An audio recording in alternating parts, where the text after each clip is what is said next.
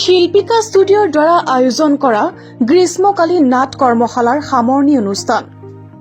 শিল্পিকা ষ্টুডিঅ'ৰ দ্বাৰা আয়োজন কৰা গ্ৰীষ্মকালীন নাট কৰ্মশালাৰ আজি সফল সামৰণি পৰে। বিগত 1 জুলাইৰ পৰা PM শ্ৰী কপালকাটা প্ৰাথমিক বিদ্যালয়ত 20 দিনীয়াকৈ এক নাটকৰ কৰ্মশালাৰ আয়োজন কৰা হৈছিল। উক্ত কৰ্মশালা প্ৰশিক্ষণ লাভ কৰা ছাত্ৰ-ছাত্ৰীৰ দ্বাৰা আজি সামৰণি অনুষ্ঠানত মণিমালা দাসৰ দ্বাৰা ৰচিত নাটক সপোনৰ বীজ মঞ্চস্থ কৰা হয়। আৰ্থিক, শৈক্ষিক আৰু সাংস্কৃতিকভাৱে অনগ্ৰসৰ পৰিয়ালৰ শিশুসকলক নাটক আৰু সংস্কৃতিৰ জগতখনক পৰিচিত কৰোৱাৰ লগতে শিল্পীৰ বিশ্বত খোজ দিয়াবলৈ প্ৰয়াস কৰি সোণাপুৰৰ তথা বলিউডত ভইচ অভাৰ আৰ্টিষ্ট হিচাপে প্ৰতিষ্ঠিত আৰিফ আলীৰ নেতৃত্বত গ্ৰীষ্মকালীন নাট কৰ্মশালাৰ এই প্ৰয়াসক সমূহ ৰাইজে প্ৰশংসা জনায়।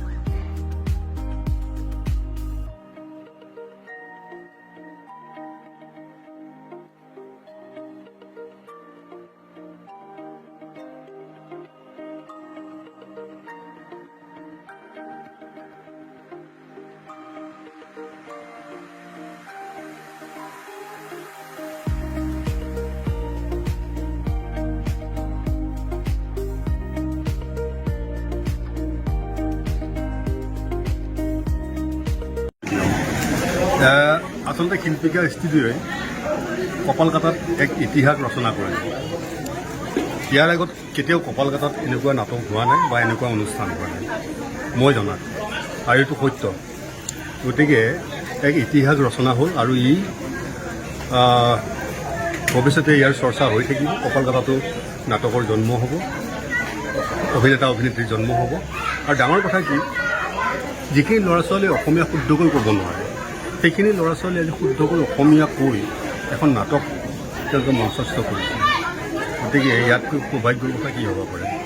আৰু তাৰ কাৰণে প্ৰশিক্ষকসকলে আছে, ইফালে দিলীপ, ৰমেশ আৰু বহুতো আছে, তেওঁলোকে নিশ্চয় প্ৰশংসাৰ যোগ্য। তেওঁলোকৰ এই কষ্টৰ ফলতে আজি এইখিনি নাটকখন আজি মঞ্চস্থ হ'বলৈ পালে। গতিকে তেওঁলোককো ধন্যবাদ জনাইছোঁ। আৰু যিখিনি শিশু শিল্পী আহি ইমান দিন কষ্ট কৰিলে, কষ্ট কৰি নাটকখন মঞ্চত উপস্থাপন কৰিলে, তেওঁলোকো ধন্যবাদৰ যোগ্য। গতিকে এইখিনিয়ে ক'বলৈ যাব। ধন্যবাদ। কপালকাটাত 1 তাৰিখৰ পৰা আমি থিয়েটাৰ ৱৰ্কশ্বপ এটা কৰিলোঁ 20 দিনীয়া।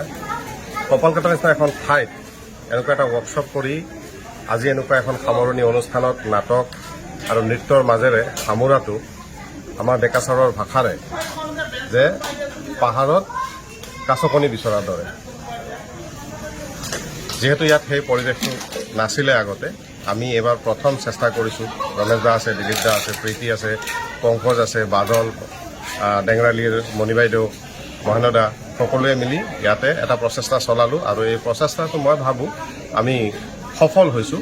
আৰু আমি নেক্সট এনেকৈ পৰৱৰ্তী বছৰবোৰতো কৰি থাকিব পাৰিম বুলি আশা ৰাখিছোঁ, যাতে কপালকাটাবাসী ৰাইজ আৰু ডিমৰীয়াবাসী ৰাইজে আমাক সহায় কৰে। আৰু ইতিমধ্যে যিসকল ৰাইজে আমাক সহায় কৰিলে বিভিন্ন ধৰণে, ফিজিকেলি হওক, ফাইনেন্সিয়েলি হওক, মৰেলি হওক, সকলোলৈ মই মোৰ অন্তৰৰ পৰা ধন্যবাদ জ্ঞাপন কৰিছোঁ।